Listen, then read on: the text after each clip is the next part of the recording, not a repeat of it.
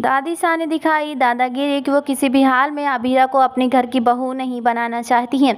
लेकिन आपको बता दें कि अभीरा उस घर की बहू बनने ही वाली हैं। दादी सा ने अभीरा को ऐसा सबक सिखाया है कि वो किसी भी हाल में झुक जाएंगे और ये शादी करने के लिए मना कर देंगी, क्योंकि वो साफ साफ जाहिर कर रही हैं कि वो इस घर की बहू उन्हें बनाना नहीं चाहती। लेकिन अरमान भी कहाँ पीछे रहने वाले हैं और इस बार अरमान का साथ रोहित दे रहे हैं। दादी साहब पूरी तरह से अकेली हो चुकी हैं और जो कर रही हैं वो अपनी मर्जी से कर रही हैं। दादी साहब को लगता है कि इस तरह से वो रोक लेंगी तो सब कुछ सही हो जाएगा। लेकिन आपको बता दें कि दादी साहब ही अपने खेल में हारने वाली हैं, क्योंकि दादी साहब कहती हैं कि जो काम ने मैंने किया है वो शुभ काम है और जो मैंने काम किया है वो बहुत अच्छा काम है और मैंने जो किया है वो उस पर मुझे कोई पछतावा नहीं हो रहा। लेकिन यहाँ पर जो अरमान का कहना है कि दादी साहब क्या आपने अभीरा को कहीं देखा, आप बता दीजिए मेरी अभीरा कहीं नहीं मिल रही है। दादी साहब कहती है मैंने ही तो ऐसा किया है। कुछ टाइम के बाद दादी साहब पहुंच जाएंगी अभीरा के पास और उनकी पट्टी खोलती हैं तो अभीरा को उस तरह से दादी साहब को देखकर पूरी तरह से वो शॉक्ड हो जाती हैं और उनका कहना है कि दादी आप मेरे साथ ऐसा कैसे कर सकती हैं, आप नहीं चाहती हैं कि हम बगैर आपके मर्ज़ी के शादी करें और आप कभी भी शादी के लिए हाँ नहीं करना चाहती। हमारे पास दूसरा रास्ता आपने छोड़ा ही नहीं है।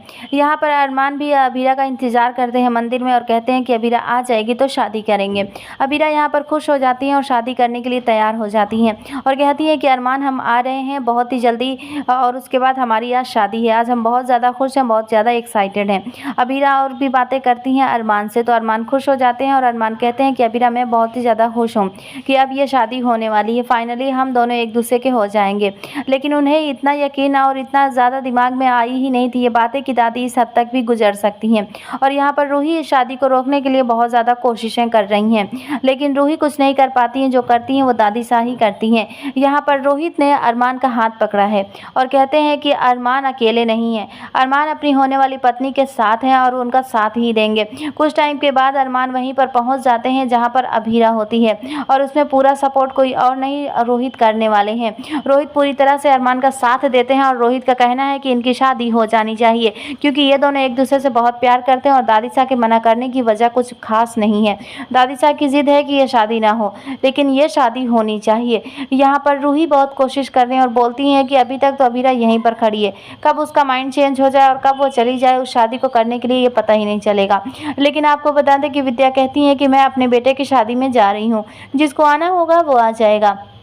यही बात माधव कहते हैं और कहते हैं कि मुझे इस घर में नहीं रहना है, मुझे अपने बेटे की शादी देखनी है और मैं वहाँ पर जा रहा हूँ, जिसको आना होगा आ जाएगा। मनीषा भी निकल जाती है, एक एक करके सभी चले जाते हैं और दादी साहब अकेली पड़ जाती हैं। जब दादी साहब पूरी तरह से अकेली होती हैं तो अभीरा की कही हुई बात उनको याद आती है और कहती हैं कि हाँ ठीक है, अब मैं जो प्लान बना रही हूँ बिल्कुल उसी प्लान के मुताबिक सारा काम करना है। तो आप क्या कहना चाहेंगे, क्या दादी साहब ने हदें पार कर चुकी है नहीं? आपकी कमेंट्स में राय ज़रूर दीजिएगा। फिर मिलेंगे नेक्स्ट वीडियो में। Thanks for watching.